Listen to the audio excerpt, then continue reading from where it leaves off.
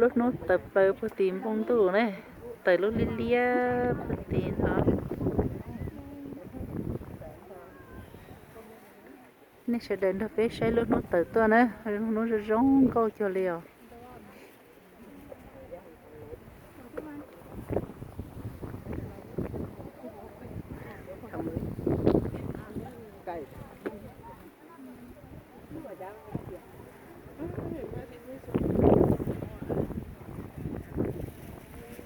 แต่สิได้ถอยจะปล่อยเล่นได้ปล่อยได้เด้อซะ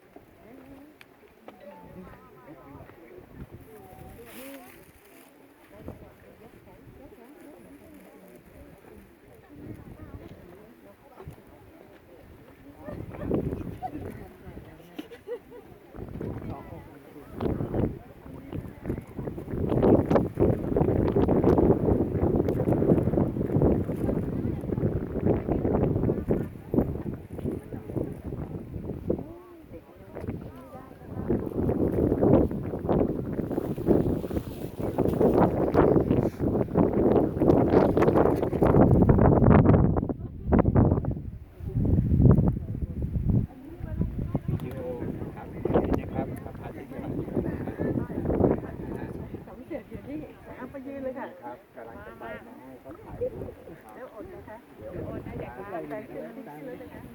นขึ้นแล้วครับนะฮะเร็วนะฮะเนี่ยสั่งเขา